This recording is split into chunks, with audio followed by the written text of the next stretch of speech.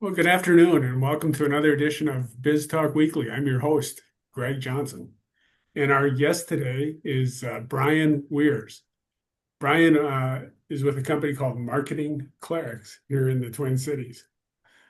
Brian, why don't you, first of all, thank you for being here today. Really appreciate it. Perhaps you could just give a little introduction of yourself and your company, and then we'll dive into the podcast.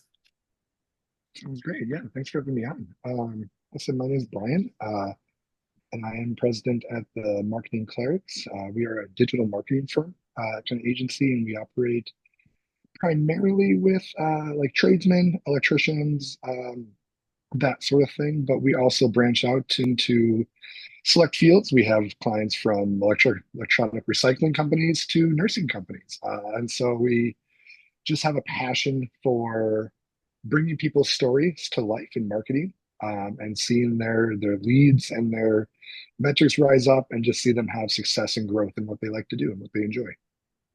Awesome. Awesome. How long, Brian, how long have you had the company? We've officially been the marketing cleric since October 2023, when me and my business partner, we kind of rebranded. He had been doing marketing before that under a different name, and I had been a contractor with him. And we decided to do it full time and take the jump, the leap, the risk. And so now we're into 2026, going on close to 2.5 years, getting into the 3 year mark. So Tell us a little bit more about your when you were contemplating that decision to start your own business. Sort of what were the things you thought about? What was going through your mind at that time? yeah. And for people who probably have either thought about this or are entrepreneurs themselves, it's a nerve-wracking time when you're kind of in that in between time. We knew that we both enjoyed this work. He's got the skill for the technical side of things, and I have the administrative kind of leadership potential or side of things. And so we both had about 8 to 10 years in those fields. And we got to a point where we were doing stuff separately, and I was working part time there and part time somewhere else. And we just kind of the point where like, you know what?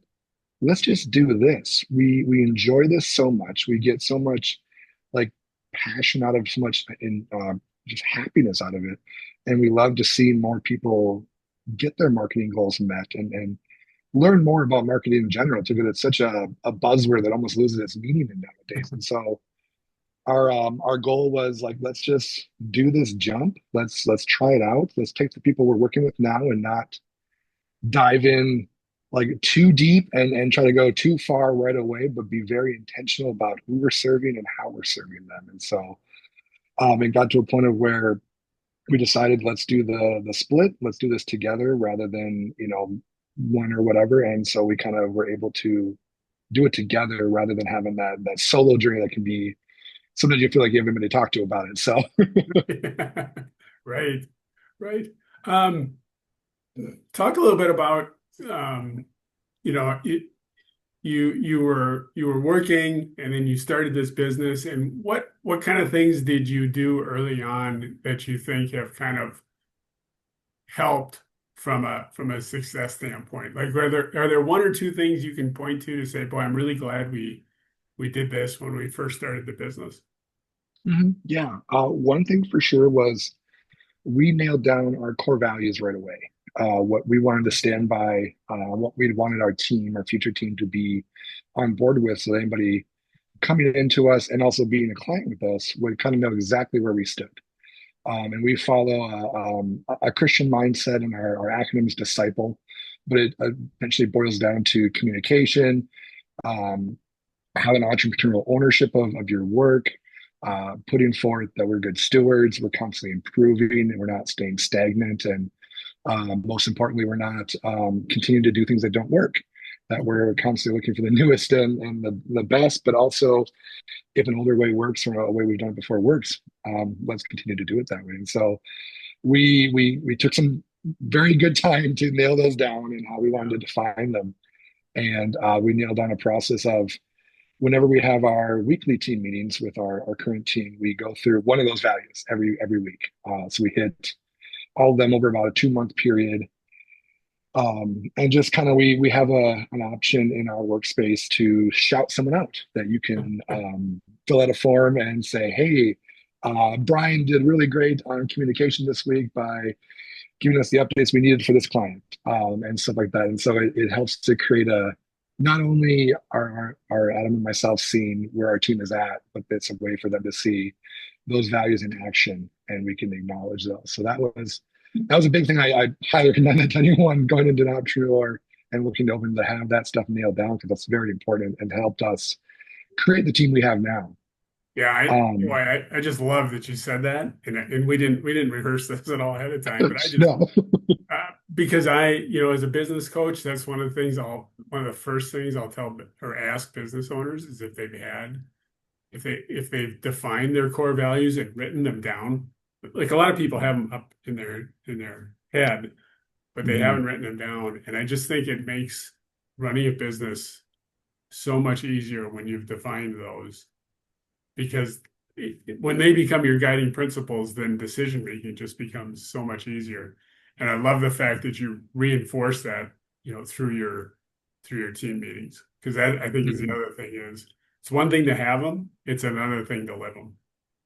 Yes, and that was early on. We had a coach that really like pushed us to make sure he's like, hey, it may feel repetitive. It may feel very like you're just going over it. And even if it's just you and Adam doing it for a while, it's helpful because it builds those patterns and it builds those habits. And that way you know when you're living them out, and you also know when sometimes you need to check yourself and maybe realign yourself a little bit. Right, right. That's a really good point. Yeah. Well, and if it's done right, others may even help hold you accountable to your core values, right? Yes. Yeah. Yeah, yeah. We have in particular a team member who is very good about that. And I, Well, that's what we need, and the fact that you have an organization where that's allowed and acceptable tells me a Mhm. lot about you and your business, because again, there are owners out there who don't want that kind of openness or um, ability for others to sort of hold business owners accountable. But that's great. Yeah. I love hearing that.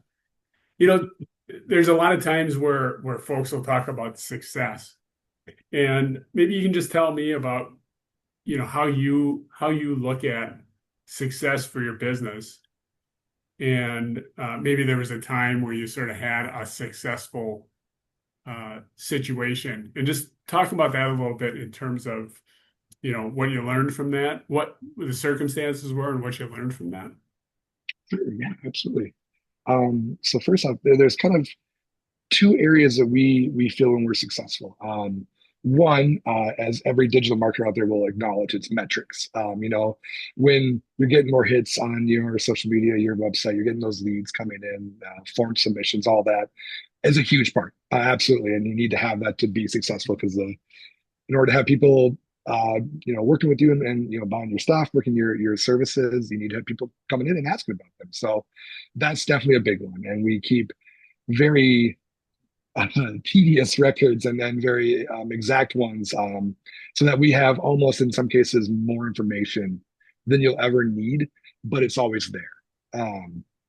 And so then the second part of that is more of we have monthly meetings with our clients, and usually the owners in this case, and we just have a conversation, but it's also surrounded around metrics and stuff like that. But we ask them the questions of how are things going, what job lately have you done that was difficult, was hard, was something you or feel proud of. And so we capture those moments, and that's another measure of success for us, is that when they're having really meaningful encounters, really meaningful reviews with people and stuff like that, that's a huge mark of our success. And we count that just as high as the metrics in those cases, because those are great shareable moments, not only for us but for them, and we get to celebrate alongside them.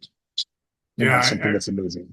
I really like that, Brian. The fact that you've got sort of the hardcore metrics, the objective data, but then also looking at situations where might be more subjective, but you're able to look at those and say, hey, here's why this account was successful or this job was successful, and kind of going into more of the, maybe it's more intangible, but and yet Mhm. everybody sort of recognizes that, yeah, that was a successful job.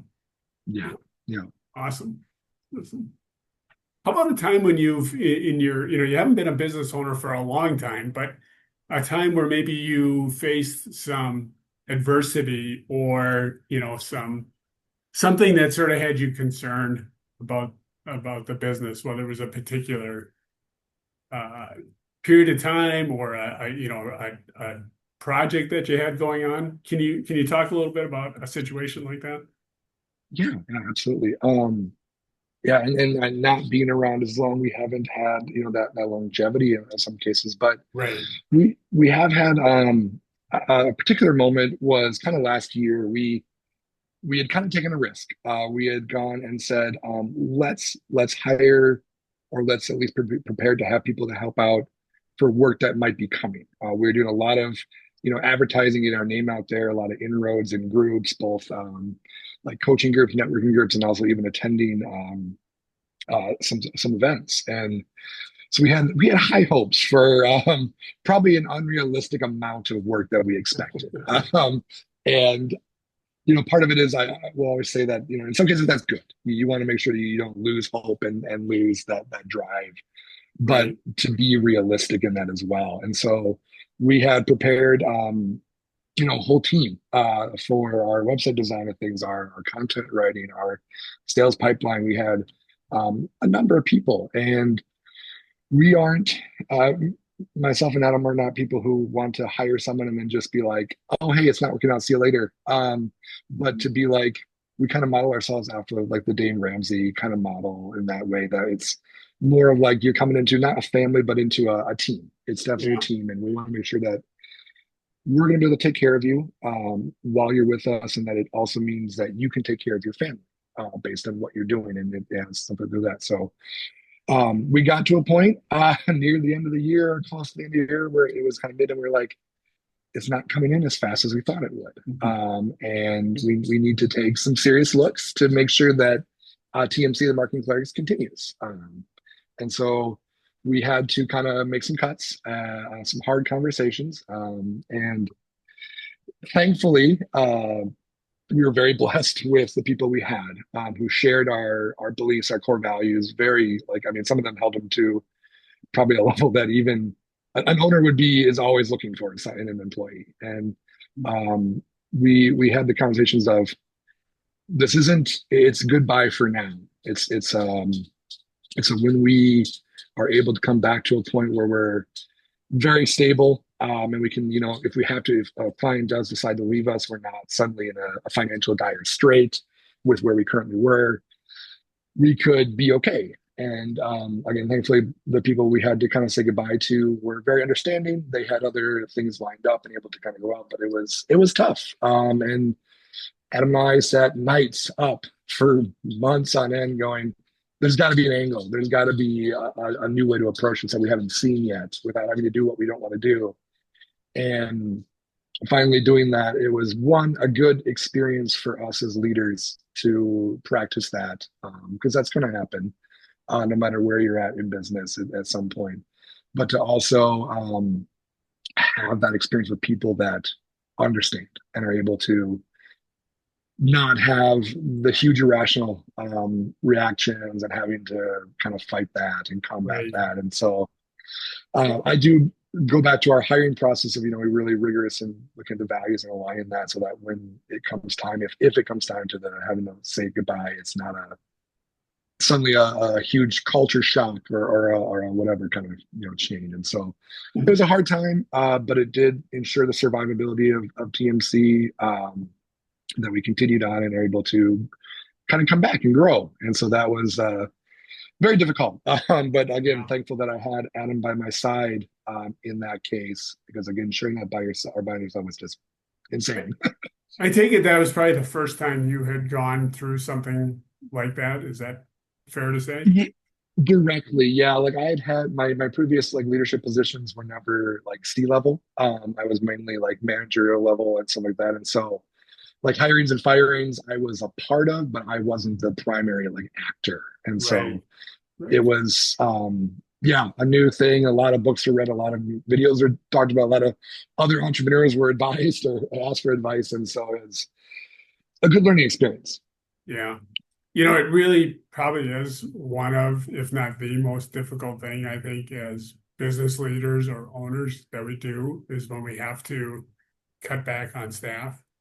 And yet, I think, what I'm hearing is that, yes, we had to cut back, but it was really for the greater good of the organization. I mean, this Mhm. wasn't something you did vindictively or, this was something you did for the organization to survive.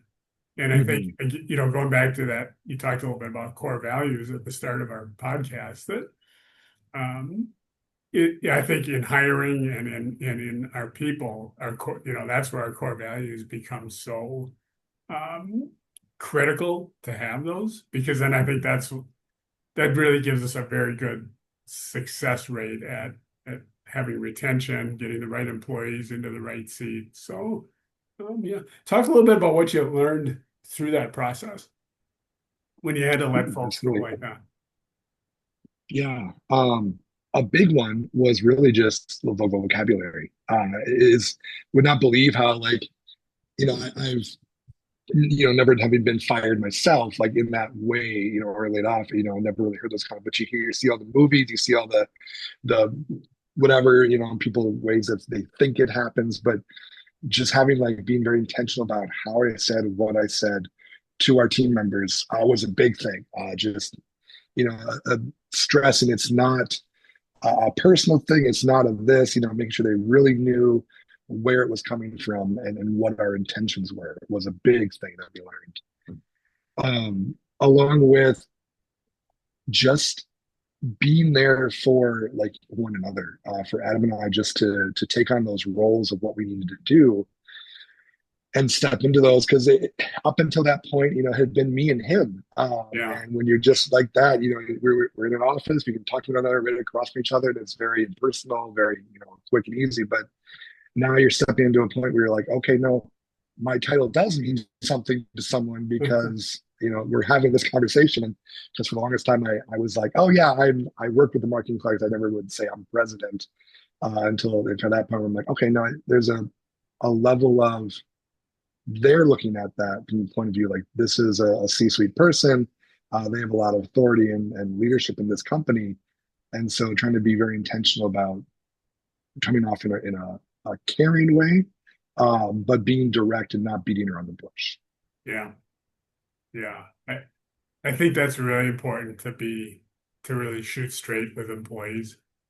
And, in those situations, always, of course, but, especially in those situations. You talked a little bit about, your approach was kind of like, this isn't necessarily goodbye forever. Did any of those employees ever come back to the business? Not yet. Okay. And it's partially because we're kind of where we're at with team wise, we're pretty set with Yeah. what we're Yeah. doing to our clients.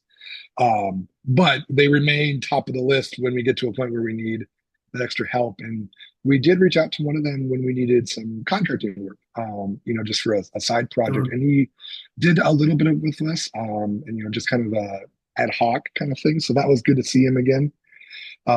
But yeah, unfortunately, not at the point yet to bring back full time Right. team members yet, but still on the short list for sure.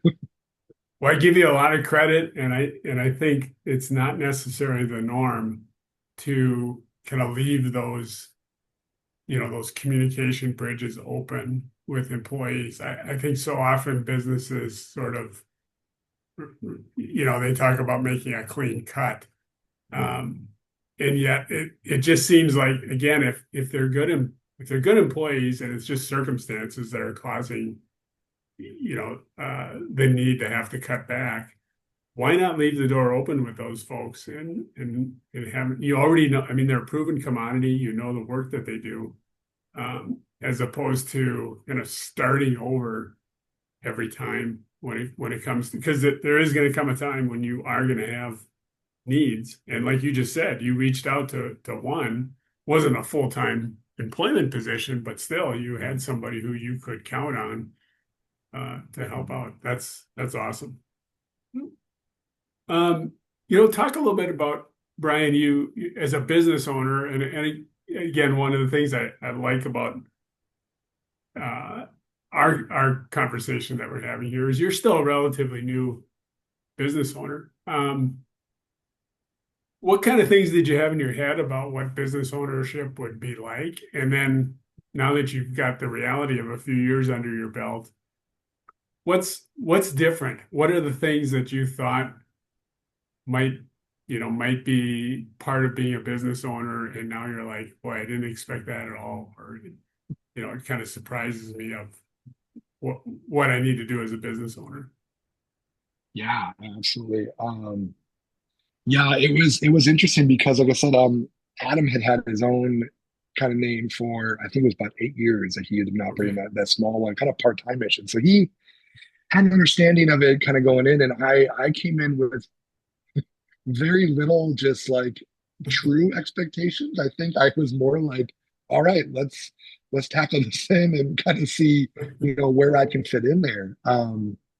One thing for sure that I definitely did not have a grasp on before, but gaining one now is finances, and tracking that is big. Like, I had been kind of a budget person in our own personal finance, and that got more so, as this kind of progressed. But and then seeing profit, P&Ls with other companies I've been with, but drafting a P&L and L and then explaining that, and then going into budgets and um, revenue, net profit, operation COGS, all those things, brand new things to me. And I think I just so thankful to Adam for having the knowledge, and that he has the drive to figure those little things out and know them and can explain them. And then that way I have that, and then I can bring it on to our team, as I lead them. So that was definitely one of those finances of not really not knowing what was all involved in that, like how many different levels of stuff you have to keep track of, put on, and stuff like that. And so that was a big one for sure. And Yeah. then feeling a better grasp, and thank goodness for QuickBooks, amazing program that helps out so much.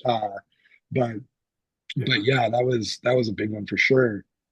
And then I think another part of it was coming in like the leadership level. You know, when you hear like CEO, CFO, you kind of know what those roles are about and what they do. When we have the role of president, it's a lot more open ended, and we did that by design. Yeah. And Yeah. But it was something of like, okay, let's get in here and let's start this, and that way I was able to learn all the like little part pieces of our work, and so that when now we have the team, I can say, oh, yeah, I've done that work. Here's what I did. What do you think? And can lead from a point of understanding rather than a point of dictation, I suppose. And so that was something that was a learning experience, again, as I grew from being the one who did the work to the one who now makes sure the work gets done. Yeah. I love that saying right there, because you're so right that, as a business owner, and certainly, with small companies, business owners still tend to be very engaged with the business, right? But there definitely goes this, you go from the mentality of kind of doing the work to making sure it gets done, and being able to sort of back away a little bit, from being so hands-on in it, because you need to be concerned about other things within the business. You can't Mhm. just be focused on that one client or that one project. There's a bigger picture of that. As a business owner, if you're not looking at those things, who's going to be, right? And then you have Exactly. people who are taking care of, your customer or your project or your finances, whatever the case may be. And I really like the fact you said that about finances, because I think a lot of business owners are intimidated by that part of the business. They bring some kind of a skill set with them to start a business, say a home service business, right? Somebody starts their own HVAC business, they haven't dealt with finances before, other than maybe at home, right? And a Mhm. business can be so much more complicated than that. What did you do to did you do anything to kind of educate yourself around that and become a little more astute in terms of your financial acumen? Yeah. One thing I did was I just jumped into our QuickBooks and just started, clicking on stuff, looking at stuff, understanding the thing, and then have, Google or ChatGPT right next to me go, okay, what's this acronym here real quick? And just start familiar myself with the vocabulary alone, and then, what those numbers look like. And that helped. That helped because then when I started, maybe I read a couple books, and then I started to just read some articles and watch some videos. I had a base understanding to know what they were talking about and could go, okay, I've seen, what a cost of goods services is. I can define that. I can look at and see what a net revenue, is, or what a lifetime, value is on a client and things like that. And so that's something that really helped me out. And I continue to learn more. Um, as I like do more and more with it. The nice thing is I always say I've lost a little bit of that drive simply because Adam's dived into our finances as kind of his area of stuff, and Sure. that's one fine with me, but also just able to kind of go alongside and he's able to be explaining again. And I can go, okay, yeah, I know where we're at and can understand that and get it explained to who we need to. Well, I think interesting, when you have a business partner like you do, you want to make sure that you're leveraging each other's strengths, right? Mm-hmm. And hopefully in your situation, you bring different strengths to the table and you bring different weaknesses to the table. So Mm-hmm. I give you a lot of credit for kind of jumping in on your own and just kind of educating yourself so you could at least have the basic conversations. Mm-hmm. And yet it's probably not a good use of your time for you to become, kind of CFO level uh, Mm-hmm. educated, right? Because that's not what you want to do. It probably isn't. So I know for a lot of business owners, they just don't like to do it.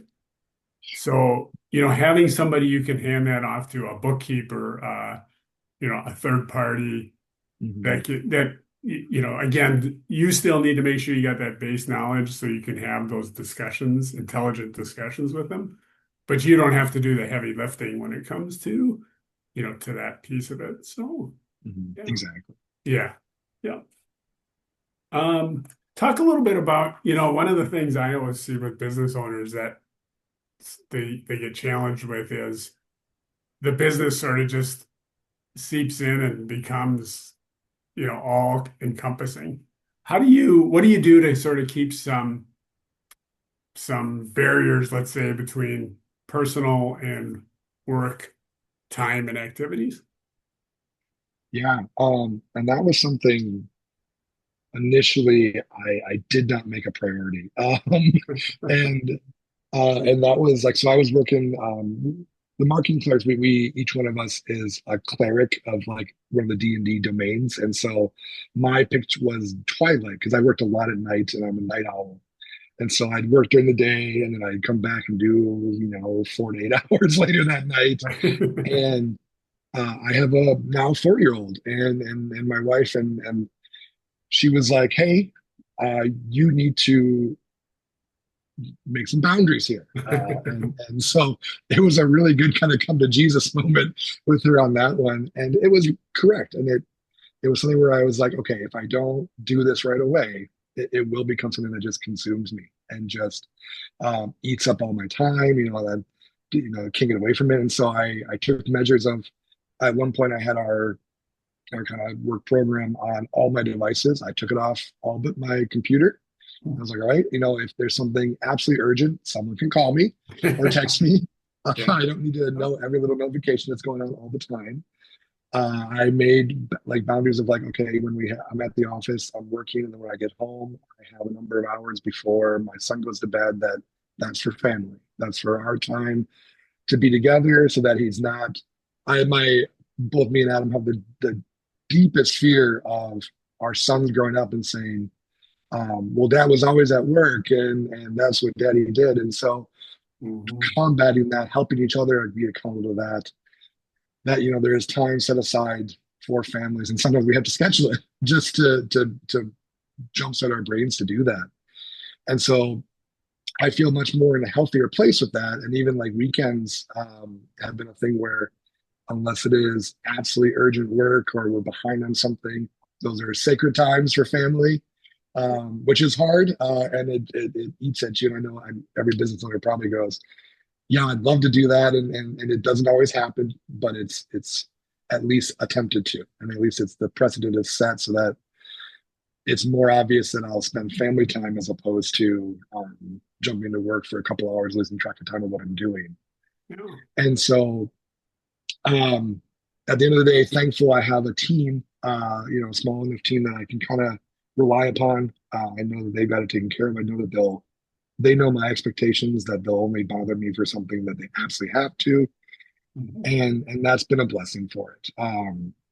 And attempting to keep doing that as we get busier, and making sure that that remains something will be a journey for sure. But I'm thankful that my wife early on came to me and said, let's talk about this and let's get some things set so you don't turn into that typical or stereotypical business owner who is always at work and doesn't do anything else. Yeah. Boy, I think the fact that you've kind of figured that out early on is huge because, again, a lot of business owners go years with really being strapped to the business because they have to be, in some cases. And yet, but when you got a 4-year-old at home, they're not going to be four for very long. And and then they're not going to be five for very long or six.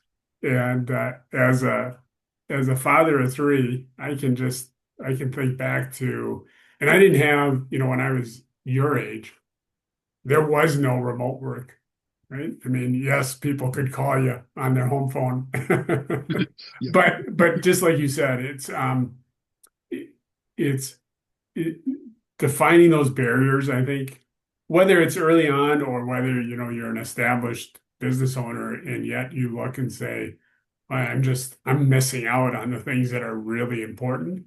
I give you a lot of credit for kind of drawing that line in the sand and having those barriers because it's a challenge because I know as a business owner, there's always things you could be doing and it tends to always be on your mind. And yet I think it's really critical to have those boundaries and be able to step away or at least, you know, again, I think most of us would agree our families are most important thing in our life and business is kind of it's important, but it takes a backseat to our family. So good for you. Good for you. Um, things are as you look over especially these last couple of years, where there just seems like there's been so much kind of volatility in business. Um, are there specific strategies you or your business takes to kind of remain kind of cutting edge and sort of innovative? Yeah, it's especially probably I think apparent in digital marketing because we're involved with Right. the newest, and I'll use this one as an AI. I mean, it's a big one, Yeah. and we are constantly dealing with that. And in fact, we had a client that came to us because he searched himself in AI and he wasn't the top result, and he's like, "I want to change that." And so we've done a lot of research, a lot of diving into the different models out there and how they work and how they operate. And part of it is keeping updated in what those are doing and how they search. So in those cases specifically, we've learned what they're searching for, how like the query-based model, like people ask, what's the best electrician near me? Or, my dryer's making this noise, what should I do? And taking those strategies and applying them to people's marketing. Because what happens is now, most cases, people will search through a query, through like Gemini, ChatGPT, whatever, Right. and the results that it pulls are not based off traditional SEO of what we've used for years and years to rank on Google or rank on Bing and things like that.